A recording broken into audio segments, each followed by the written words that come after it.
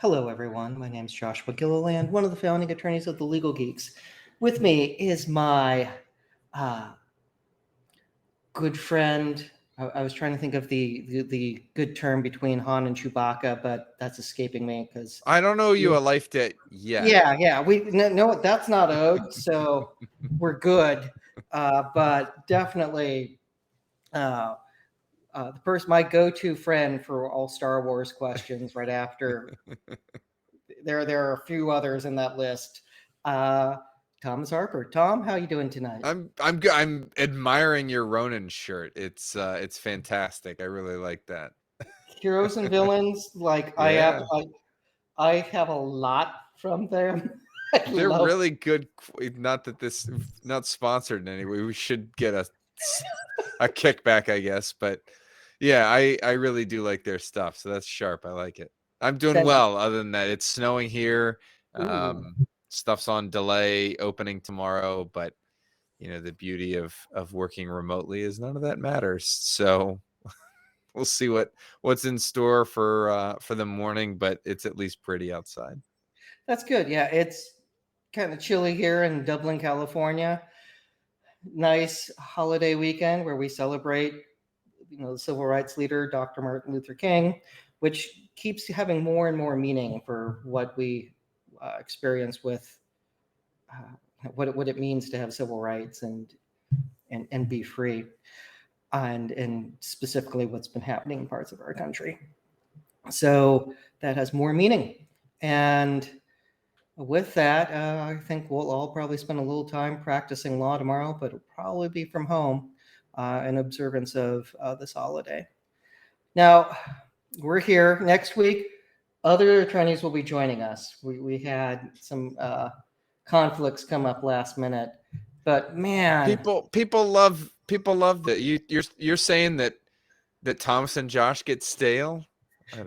no, God, no. We could do this forever. No, But no, I am fully aware that we have on our wider legal geeks bench much more entertaining and thoughtful voices that can and should and will join us.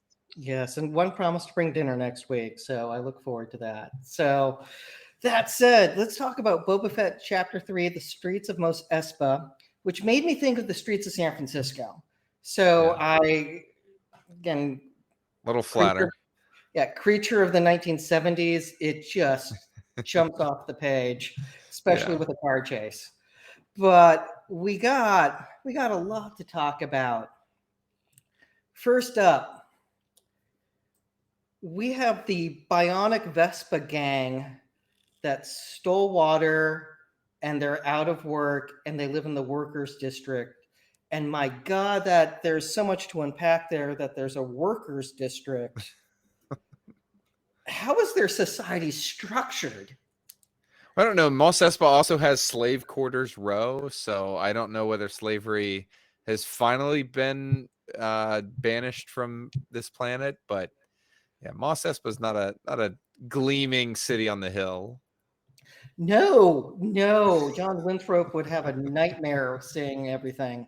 But we find out there's this water broker who, in the past, lost his red stapler. And this, he's had water taken from him because he's a water broker. And for those who don't catch the Office Space reference, same dude. Yeah. And he's been in lots of stuff, but Office Space being near and dear to my heart, we get issues of, does he engage in unfair price fixing with the fact that it costs a month's worth of wages for a week's worth of water, and we see Boba put into effect price controls. It's like, that's so mind-blowing to wade into. Did you have reactions to the idea of, is this guy manipulating the market, and thus we get the specter of consumer protection laws getting violated, Mm-hmm. and then Boba as the government actor putting in price control, saying you don't get to price gouge people? Yeah. Your thoughts? Well, it's interesting because most places, water, at least the provision of it, like your end users are getting it as effectively like a utility, like a public utility. I don't pay, Amazon for my water, like not out of the tap, right? But there's a reason that you're paying a city and municipality for that water supply, and so you don't see, you see rates adjusted and whatnot. So in our society, that's insulated, right? It's mind blowing that on a planet that where water is a desperate commodity, you wouldn't have some governmental control. Not mind blowing on Tatooine because there's none of that structure in place. You've got a daimyo after all running things, so not surprising. Price gouging, typically, when you talk about those consumer protection laws, the first thing that comes to mind is price gouging. Like I think about, anytime a hurricane hits the Gulf and shuts down oil production or drilling and whatnot down on the Gulf Coast, you always see this sort of spike. And if it's a really bad storm, I think back to is rolling back the clock a while, but Katrina, and suddenly there's a big question mark about when that critical thing is going to be available again. And I recall distinctly going out and seeing a few gas stations before the state started to take action with like 7.99 a gallon, 10.99 a gallon. It was just, and the state, to its credit, came after them very, very aggressively and quickly. Those are price gouging laws that are in effect to say that if there is an emergency, and this is all coming from a consumer protection standpoint, you can't raise your price of goods and services during times of emergency. These laws are not in effect everywhere. They have different tripwires that cause them to go into effect. The issue here on Tatooine is that the emergency is that you're living in a desert planet, and that it's a supply and demand thing. So you've got a supplier who controls a very critical thing and has really ramped up prices. The issue here is that not only is there not an emergency, but on the sort of on the flip side, the opposite end of the spectrum, he seems to be charging way more than is custom, and so I think he's we don't see all the factors behind this price gouge, but he has hiked up the price. It's probably because Jabba is dead and whatever modest regulation was there is gone, so he can just do whatever he feels like. And his way around it is to try to go to Boba Fett and pay more. Hey, protect me and my business. Don't ask any questions about what I'm doing. I'll get you more money. So in a way, it is price gouging, just not the traditional way we see it crop up in that would trigger these laws. The analogies that I saw in some case law, being the Californian, is in the utility context and specifically power, electricity, and the fact that there's monopolies that can exist. Like they don't get to run up the price because the market's artificial. Like there's no hidden hand here setting the market value. It's one dude deciding I want to charge 1,300 credits for something that should cost 500, and it's a schmuck move for him to be doing that, especially if people are out of work. I mean, it has a stagnation type feel to it. It's bad mojo for that to be happening. So, normally you don't want, you want this middle ground of, you want enough regulation to prohibit bad things from happening. The market going, too far to one extreme, and you end up in a gilded age. And you don't want so much control. It's like the Soviet command economy as well, which history showed didn't work. So you want something in between so no one gets hurt and people can have water, because anything living needs it to some degree. Exactly. So anyway, that just, the economics jumped out immediately with this, but it also raises the specter of, if they stole water, what kind of theft are we dealing with here? And we don't have a conversion ratio for US dollars to credits. However, what we do have is California law that defines grand theft. And the issue is that worth $950? Well, hopefully the bikers are getting paid a living wage and that they're making more than $950 a month, because I think that's important, because it's taking a month's worth of wages to buy a week's worth of water. So if something is in excess of $950 in value, you're dealing with a grand theft situation. If it's less than $950 in California, you're dealing with a misdemeanor. Now, water is not defined as cargo under California law, but if it was a commodity, like if we lived in Tatooine, it might fall into that category. And the law with cargo and being in excess of $950 is every person who steals, takes, or carries away cargo of another, if the cargo is taken of a value exceeding $950, minus some provisions, it's grand theft. And cargo can mean any goods, wares, products, or manufactured merchandise that has been loaded into a trailer, rail car, or cargo container awaiting transit. The argument for the water being cargo stems from the fact that we have farmers that are harvesting it, something we don't have here on Earth. Like, that doesn't happen. Hopefully never will. And You don't have any moisture farmers in your town? not yet, but Southern California We're heading that probably, way. Southern California should, but different problem. Yeah. So it's harvested, put into containers, and then sent to this broker to get sent out like it's corn being sold. Mm-hmm. That sounds like it's cargo. So I think it would fall under our definition of cargo, which would definitely make this a felony. But you then get the price gouging issue here. And whose price are we going off of to fix where this crime, exactly how serious the crime is? Yeah, and they're stealing water to live. Yeah. So it's a definite. When I like in the same statute that it talks about certain things that may have a fluctuating value. So like domestic animals, it cites olives, avocado, citrus, that sort of thing. And it actually, the statute there in California actually talks about the need to present credible evidence about the value in order to fix it. So that's part of the state's burden is to value out this property. And it's interesting. I recall in some of the criminal cases involving theft, it can be a tricky thing to establish it. It's not always as simple as plucking something off a shelf and presenting the price tag into evidence, right?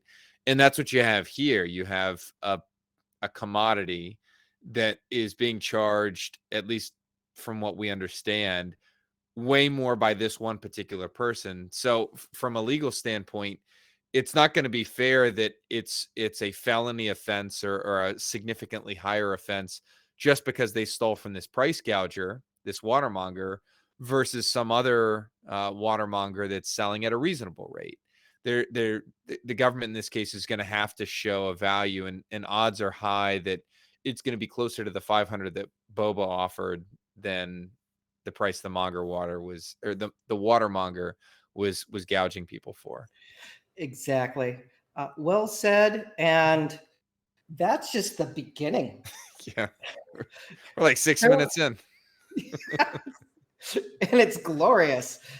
We also have, again, commentary on why people end up in gangs because they don't have economic opportunities and a shortage of jobs. Boba hires them. It's like, I really love the leadership style of, you need a job? Okay. Like, come with me, kids. And that is so hysterical. Because like that's what we need in real life for people who are experiencing hardship. A job fixes a lot of problems and helps people be able to live. Yeah. Uh, I There's also an interesting, it was like a medical ethics question arose in whether, well, this is for another podcast, another day, but whether a medical doctor with the do no harm mandate could replace somebody's perfectly functioning appendage or eyeball in the case of one of the gang members with a cybernetic attachment. Star Wars, the rule is, do you have enough credits? Okay, yeah, I'll do it. yeah, this it's like extreme plastic surgery. Yeah, Let's save that for another day yeah. because that's No, worth it just popped into researching. my head, but No, it's a great one and worthy of a post. But we then get the flashback where we have contract negotiations with the Pykes. And I thought, was this a tariff or is this protection money that dates back to the prior episode mhm. where we have a kind of a unilateral contract being imposed upon the Pykes by Boba and the Tuscans, and this is trying to make it official. And our legal geek Nari Ely offered this analysis that she's going to put together for a post on contract law with the Pykes, which again, it's like contract law with the mob. There are so many issues with that. But Boba, on behalf of the Tuscans, had a contract with the Pykes. The actual terms of this contract aren't clear, but it's safe to say that it's based upon their interactions that took place with the Pykes needing to pay a tariff or tribute in exchange for being able to cross the desert. Now we have the speeder bike gang showing up and saying like, no, no, no, you don't get paid the Tuscans, you pay us. And because of that, it looks like there's almost an anticipatory breach situation with the Pykes not wanting to pay and saying, we're not paying both of you clowns, but we value the fact that we do have to pay one of you. That's the cost of doing business in the Outer Rim. What's your thoughts on the anticipatory breach issue with the Tuscans? Pretending this would all be okay under public policy. Yeah, I think we see a limited bit of evidence here, but it didn't surprise me at all that Obadiah, right, the folks back at HQ on the Pike home planet, uh, protested. I have to believe that they never intended to pay the Tuscans anything. That I think that ties directly into the arrival of the Pike enforcers or whoever they are at the end of the episode, which is that they had no intention to pay. And I think the fact that move was clearly, I think, tied to this whole scheme. They didn't need to bring in additional muscle until this whole dust up happened. So yeah, there's your circumstantial evidence of an anticipatory breach. They did not intend to pay. They knew that this was going to cause a problem and that they would need some additional muscle on planet. So they put in motion the wheels to get some additional Pikes out there and sets up a future conflict with Boba Fett. We'll find out. I have a strong suspicion that the Pikes are the ones that hired the Kenton Striders to massacre the Tuscans. But yeah, they're not really doing a good job of hiding their intent here, and so they're in legal as well as mortal danger, legal trouble and mortal danger at the same time. It's pipes or the Pikes are bib fortuna, but we'll find out. They could also just be an independent force, Right. which then brings us to again, it follows a motif in Western stories and in many other genres as well. That Boba gets back to his tribe and he finds out they've been massacred. And I the acting power of Morrison is impressive because we have, after he buries the dead according to their custom, we see his eyes water up, and Yeah. it is so damn good that with what he's able to muster, and you can tell how deeply he's in pain. it's just brilliant visual storytelling. Yeah, pulls out that that little training gaffy stick there at the end, and it just hits you right in the feels. Oh God, it's just, I want to believe that that wasn't all of them, that some of them got away Yeah, because the think body so. count doesn't match the size of the tribe. Right, right. But I mean, it did look like key leadership was taken out. Yeah, he did And keep his bantha at a safe distance, though, understanding that some danger might be afoot. I appreciated that. yeah, and at least two were dispatched in the fight. Yeah, So yeah, that's but again, it's like visually, I'm just a gut punch yeah. to see. And as a lawyer, I shouldn't, I want those bikers brought to justice, but I don't care if it's feet first. I really like that would not bother me. So it's like, Yeah. darn, they're dead. That's too bad. Oh, whoops. Example for later. Yeah. Then we get, which is probably the best wake up scene in Star Wars with Black Krrsantan. Am I pronouncing that correctly? Yeah. Yeah, Okay. you got it. Great. That's terrifying. He doesn't drown because it'd be easy to spit out that respirator. Yeah. And he holds his own in his underwear against a terrifying Wookiee. That's, I mean, he takes some brutal hits. Yeah. Fights him in his underwear. It's like, yes. I mean, he within 15 seconds of the fight starting, he plows his gaffy stick into Black Krrsantan's back, and he just fights with it stuck there, like it's like a little stick attached to him. Got caught in his fur, but terrifying. It was one of the most brutal fist to fist fight scenes ever in a Star Wars. Other than Solo, that's one of that certainly the first time since Solo, but that's probably the most intense like Wookiee hand-to-hand combat scene we've seen outside of Solo, which is really cool. Not for Boba Fett. No, you're hearing bones crack. It's just but again, hiring the bikers, good call, good fighters. And the woman, Sophia, was it Tucker, or she also starred in a movie with Pedro Pascal. So just adding. Okay, yeah, that's perfect then. Yeah, it was just like, well, that's Kisme. Well done. So she did that a few years ago, but again, goes up to the giant Wookiee with a knife. So that's a bonkers fight. But you see, that's all assumption of risk. Like they know what they're getting into when you approach the giant angry Wookiee to fight. And the fact that one of the Gamorreans gets mauled in the like neck and face, and Boba's first reaction is like, put him in my Bacta tank. Good leader. Absolutely good leader to take care of his people.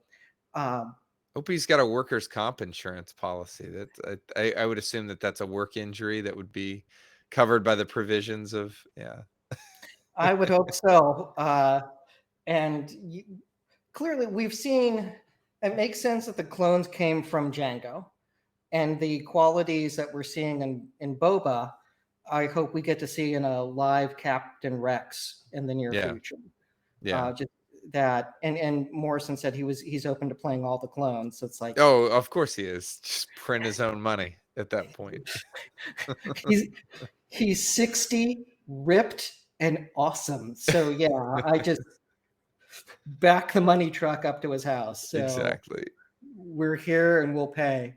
But there's giant workers' comp issues, and then the issue of they imprison him in their dungeon. Well, I do want to point out that of all the crimes that the Hutts enjoy committing on a regular basis, murder for hire has to be number one. Number two, at this point, it's probably just like a $200 fine for them. Like, oh, you did it again. Sorry. There are so many issues with murder for hire because bounty hunters don't do that here. Like they're not hired guns to go they're not mob enforcers. So in Star Wars, bounty hunters are used totally differently, and differently than the Mandalorian, because they they don't go out and murder people. So like that's just. But what Black Krrsantan is doing, it's full on attempted murder and a murder for hire situation. There's conspiracy elements with it, and it's all bad. So self-defense is justified, and dropping him into the pit is completely understandable. So yeah, but that I just that fight was amazing. Now we have a speeder Vespa chase. The Vespas are fine for me. The female biker, her attire seems consistent with being on Tatooine. The others who kind of have that like 50s mod look, yeah, they seem more like they would belong on Coruscant, but or almost even Star Trek looking. But that was, I don't know if there was fan outrage, because there's always fan outrage over something, but that stuck out to me as a little out of place. But I was fine with the bikes. Yeah, I think so. So my issues really stem from the visual effects in the chase scene more than anything. Just some compositing issues and stuff that took me out of it. And but the actual stuff itself, I think Robert Rodriguez went on record and said, you know, there's a strong callback to 1960s. There's actually a specific counterculture movement in the UK in which the young folks that were doing it were tricking out Vespas with side mirrors, lots of side mirrors, lots of chrome. So it was on the nose in that regard, and that was intentional. So I appreciated that.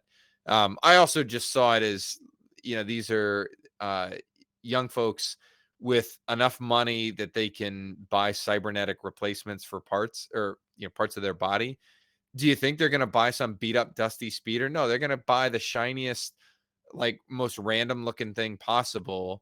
And if it doesn't fit with anything around them, that just gives them attention, which is what they're seeking. And so it made sense from that perspective for me as well. There were parts of the chase scene. I've come around to it a little more after a couple of rewatches, but just took me out of it a little bit. I don't know what the I think they were trying to achieve a few different things at once with the visual effects there, and just kind of missed the mark on some of it, but it didn't break the episode for me. Definitely a lot of reckless driving involved, though. Absolutely. There's a universal constant that the younger generation, from those currently in charge or those who were in charge, is going to have a head turning what reaction. And you see that in every decade. And this, that was kind of my reaction to this, oh, that's really different. I don't get it, but I know I'm not supposed to. Yeah. Because I'm in my mid 40s. I'm not 21. So there's that reaction. And I think that's just strictly non-legal, but from a story perspective, I like that Boba Fett looks at these folks and he's not judging them by this or that. He's like, you don't have a job. There's a need here. I'm trying to build not just a fan, you have a skill set probably that I need. If you don't have that skill set, you'll die and you're not my problem anymore. And so he's slowly building out this family that I think is going to function to start to fill that gap that Jabba left there. So, but yeah, oh, go ahead. Yeah, they didn't describe terms of payment. I mean, it looks like they get a new place to live, and they might have their old one still, but they get a dorm at the palace. And we saw what Boba was getting fed. You think he would? I mean, that's more than two people.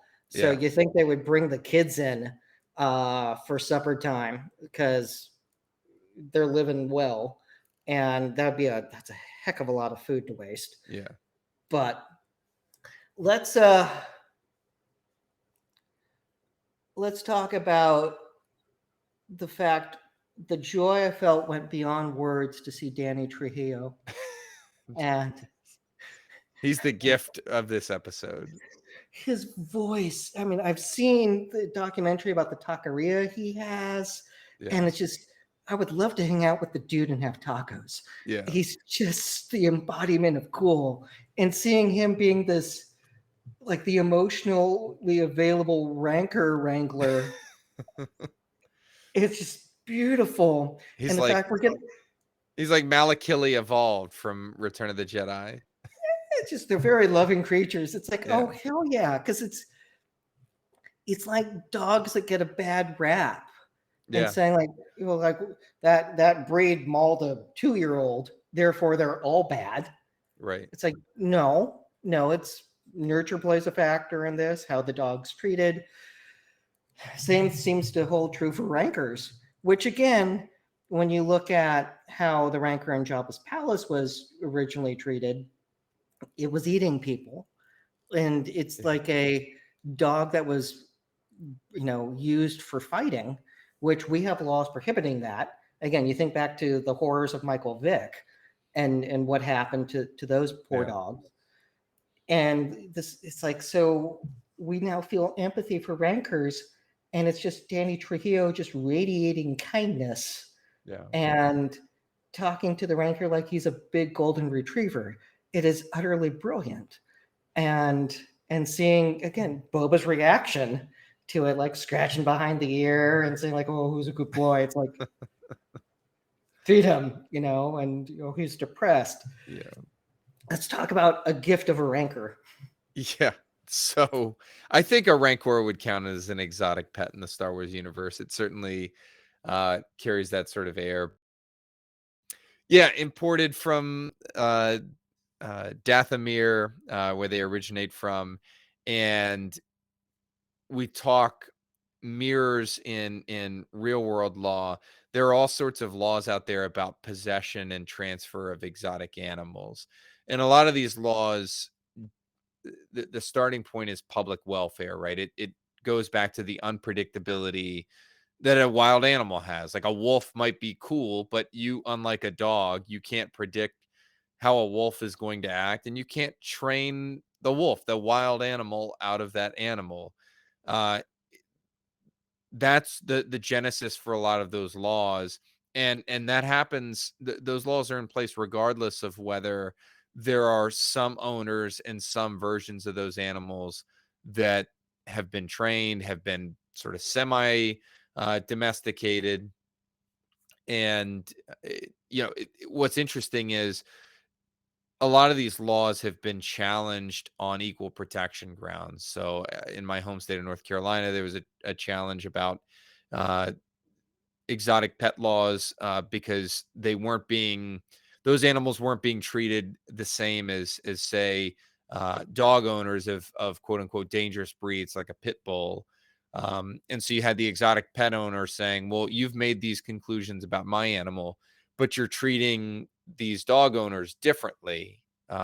Those hurt people too. Those can be unpredictable. Why are there two sets of legal standards here? Those are struck down. That was a losing case, and I think there have been several across the country that have followed that same pattern. But here, I think there probably is a galactic law somewhere out there that for Rathtars and Rancors and these very dangerous animals, the government at Coruscant, whether it's the New Republic or the Galactic Empire, probably doesn't want the trade of these animals and these things getting out and causing havoc and chaos, or being used to feed your prisoners to. So I don't know that the New Republic is in charge right now. I don't know that they would necessarily smile upon this transfer, this beast, but at least it's in good hands with Danny Trejo. We can take solace in that. Yeah,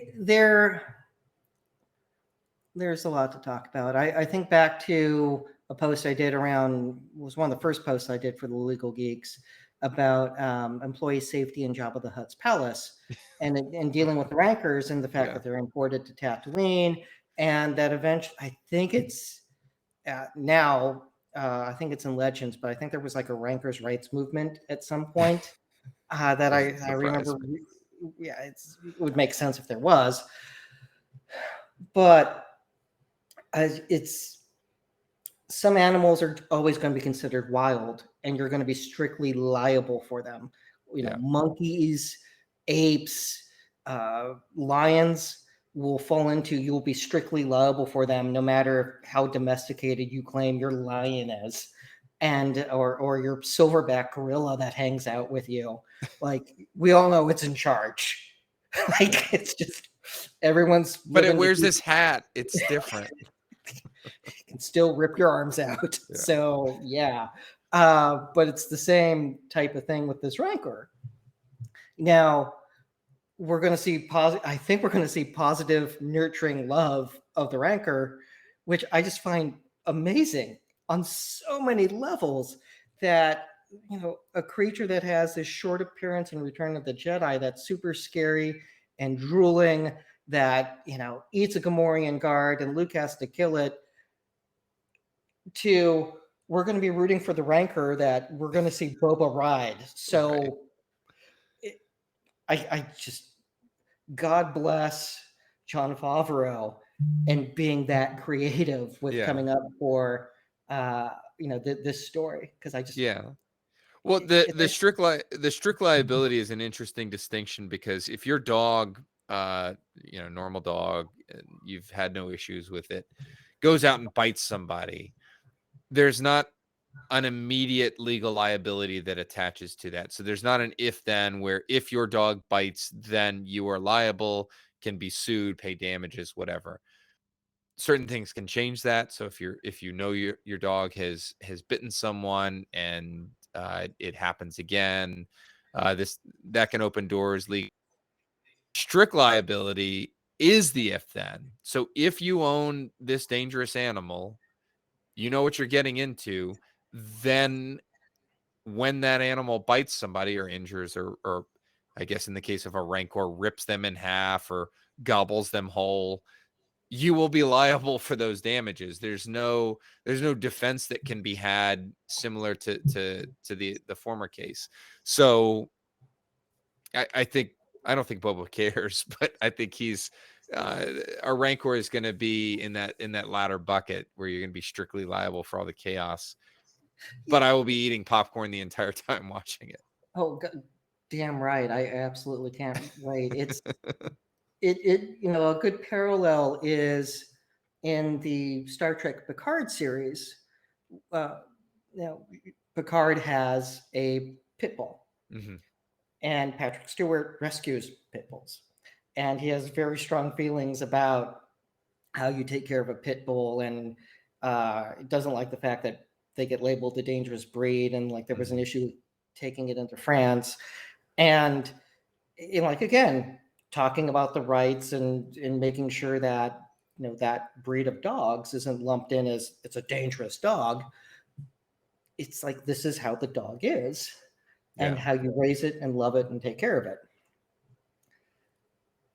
The fact we can get a parallel with rancors, I really welcome that, because it's just broad storytelling, and I'm sure we'll get to see the rancor kick some ass in the near future, and I'm on Yeah. board with that, because we end with a gang war is coming, and I sensed several genres being referenced with this, with Boba Hmm. thinking we'll be ready. There was Yeah. a Godfather overtone.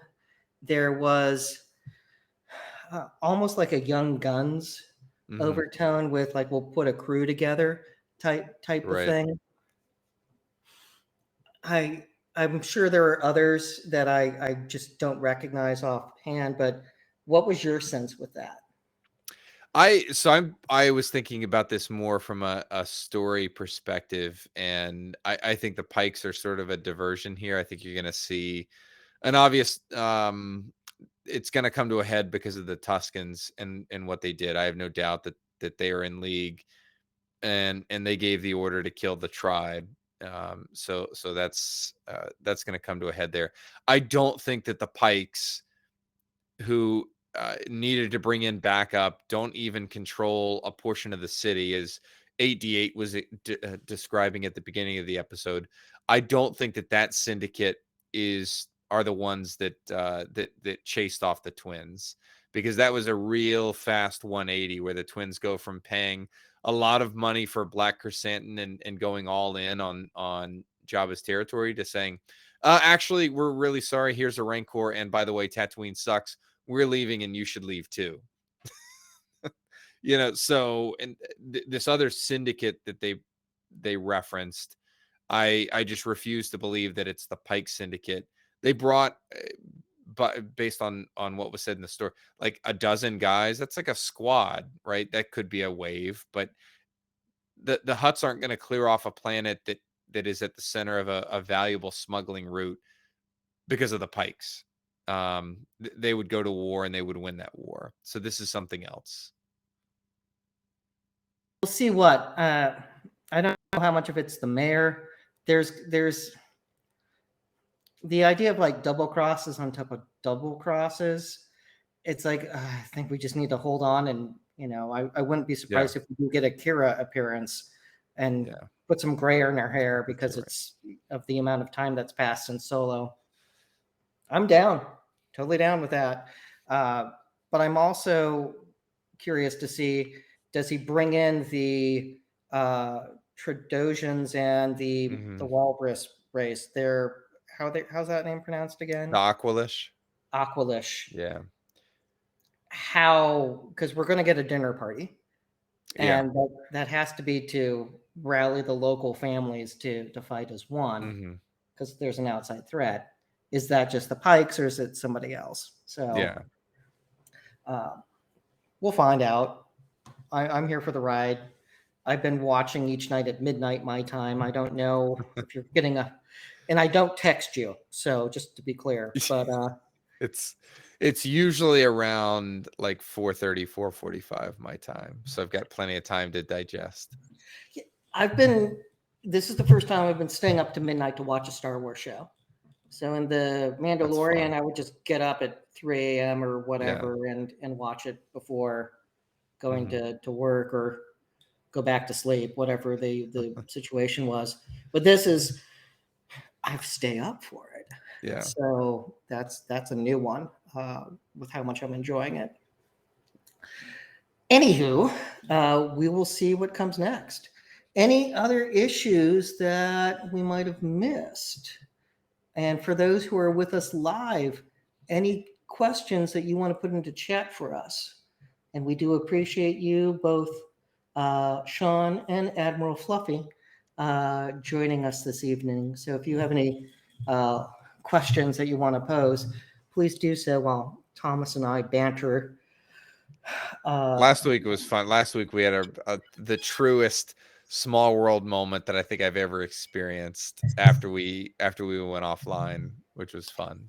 But the fact that Sean and I both live in the same town, we both went to UC Davis, and we didn't talk summer camps, but that was pretty amazing. Exactly. So again, probably should book a flight to Vegas, because dead eats new shoes. Yeah, get yourself a Powerball ticket. So, smile from Sean. Good to have you, buddy. For those who are listening, we are finalizing our pitches for Star Wars Celebration. We already have tickets, but we would love to have a legal panel. So we're kicking around. We'll submit 3, finalizing the language, and hopefully be accepted. So that's won't give too many details, but one's a mock trial, and then 2 standard panel type pitches as well. So hopefully one gets picked up. Okay, Admiral, legally speaking, is there a case for justifiable homicide for killing the Nico bikers, considering their constant raiding, murdering, other various and sundry crimes? All right, so issuing a kill order by itself, no, because like we don't do that. You can, that's like ordering a drone strike, and there's, you know, like we don't do that here in the United States. We just don't. If we're fighting abroad, that's a different situation.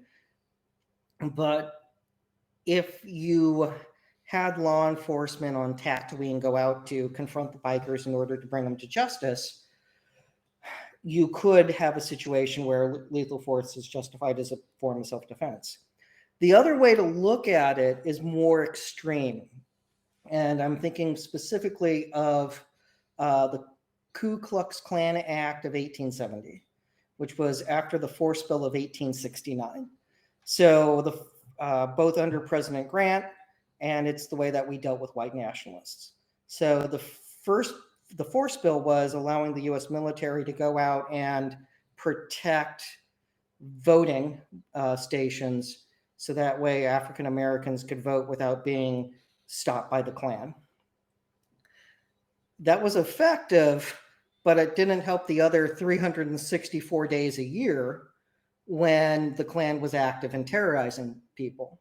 So Congress said enough of this crap, and they authorized a force bill empowering the military to go out and hunt down and eliminate the Klan. And they did, and it was super effective. And the Klan went into, was eradicated for 40 years until William Sessions started it back up during the Progressive Era. So, and it's been, well, where we are today. But that's, you would need an authorization of force to go out and saying they're clear and present danger, go out and eliminate them. Tom, do you want to elaborate on that? Yeah, for Boba, I don't think it's going to be hard for him to put himself into a position where defense of others would suddenly become available to him. You know, these folks have pretty predictable pattern of things. So if he's able to find out the next juicy target, or perhaps create a juicy target, he doesn't have to start a fight, but he can finish it. You know, and I suspect we're not going to see too much of this gang. They're not making it to chapter 7. I'll put that prediction on the line. Yeah, and you know what? I look forward to seeing them eliminated. There's it goes with the mindset of, you don't let evil fester. Don't let that tumor grow. And again, this is kind of realpolitik, my views on foreign policy, but don't let evil get strong. Take it on early before it's a bigger problem. So that's the understatement of the night. Yeah, and for those who, since this is great radio, the quote, agreed, wasn't a fan of them before, but this episode, I am really not a fan of those bikers after this one. It's like, yeah, let's go. Yep, you guys have forfeited life. So we're coming for you. Again, a very Western motif of, you killed my family, I'm coming for you now. Which is, that's the wrong guy to do that to. He needs to send a message, and he's about to. Yep. with many blaster bolts and rockets. Yeah, and a gaffy stick. So yes, I'm sure it'll be a glorious fight. But yes, so thank you, Admiral. And we do appreciate those questions. It's nice to have people live. So it's a good feeling. So yeah, this has been just a joy to see each week. I've watched it, I think, 4 times now, since when it dropped. Tom, how about you? Yeah, I've seen it 3 times. Fortunate to see sort of the narrative kind of center on one relatively small aspect of the episode. I thought this episode put some fascinating pieces in play, and you know, at the end of the day, to I think you can absolutely not be satisfied by the biker gang, and that's your right. Um, I like Star Wars. I like when creators are given the bandwidth to try new stuff. And it doesn't all have to work, right? You don't the callbacks or the allusions to different stuff doesn't have to work for everybody. But if we get the same Tatooine again and again and again, and it's always the same, we never see any kind of creativity try to seep in.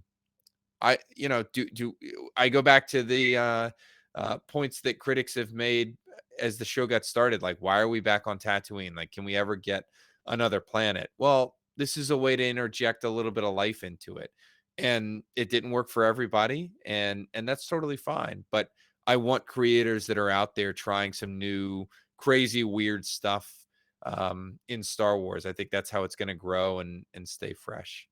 Yeah, I appreciate the world building on Tatooine, a place that we've seen since Hmm. the first movie, and how little we know about it.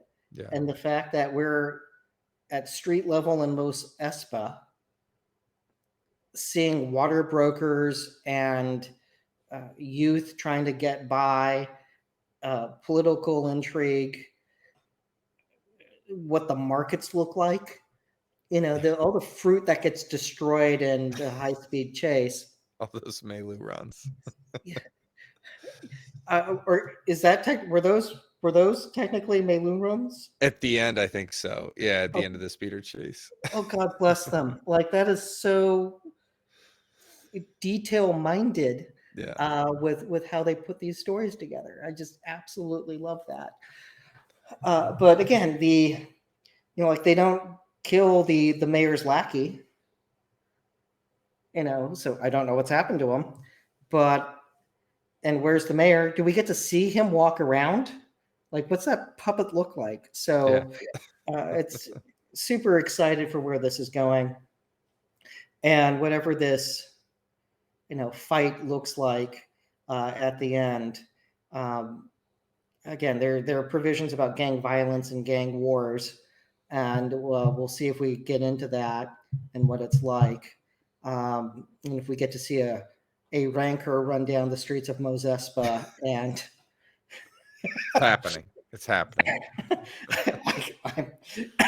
take my money, I will buy the Much, t-shirt. much strict liability will ensue. Yeah, well, he might just waive tribute that month. Sorry, That's right. you guys are good. It's 2 months. Half off. Half off. I'm a generous man.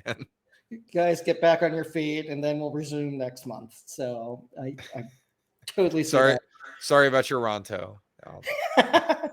Oops, a daisy. Yeah, there's it's going to be fun. So, anywho, with that, I want to thank those who viewed live. For those who are listening on any of our podcast channels, please leave a review. We appreciate that so much. Share.